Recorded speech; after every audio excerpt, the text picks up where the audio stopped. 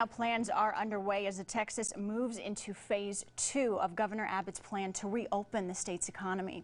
Just yesterday, the governor announced that restaurants can now operate at 50% capacity and bars can now reopen. However, there is still concern from health experts on these decisions. Joining me now from Austin is Governor Greg Abbott. Governor, first and foremost, thank you for joining us. My first question for you, there is some concern about your decision to continue reopening the state. Now, since phase 1 took effect about 2 weeks ago, health officials say there's been a drastic increase in cases. What do you say to your constituents about moving forward with reopening Texas as the number of cases continues to climb? Sure, understand this, and that is it's understandable that people would be concerned because we've been dealing with this very dangerous pandemic, and COVID-19 still exists in Texas. But my decision to further open up Texas for doing business was based upon the advice of our 4 doctors on our medical team. And let me explain to you why the real numbers for people to look at are different than the ones you just talked about. The most important numbers are these. According to the White House Coronavirus Task Force, the most important thing is a downward trajectory in the positivity rate. And that's exactly what Texas has had. If you go back to mid-April, the positivity rate of the percentage of those who tested positive was about 13%. Now we are at the lowest mark, and there's been a downward trajectory in that positivity rate. The raw number of people who test positive is irrelevant because what matters most is the percentage of those who are tested. The second thing is hospital capacity. You've seen what happened in New York and New Jersey, some other places, and the goal is to make sure that Texas is not going to be in a situation like some of those other states that ran out of hospital rooms. We have plenty of hospital capacity, including in the Rio Grande Valley. We have plenty of ventilators that are available in the Rio Grande Valley as well as elsewhere in the state of Texas. So we have the hospital and medical capacity to treat anybody who tests positive for COVID-19. But most importantly, deaths are remarkably low. Yesterday was the lowest number of deaths we've had in Texas since early April.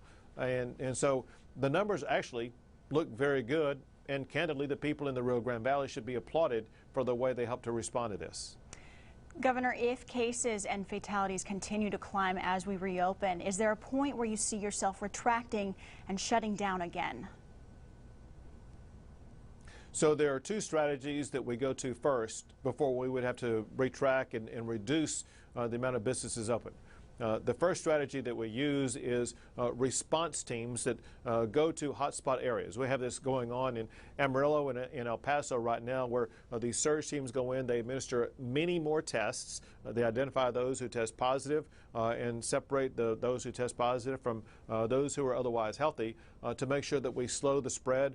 These types of operations have been used across the entire state of Texas, especially in meatpacking plant areas where the spread seems to flare up on occasion. The second thing that we can do, however, and that is, as you may recall, about a month ago, we reauthorized hospitals to do non-emergency surgical procedures, meaning elective surgical procedures.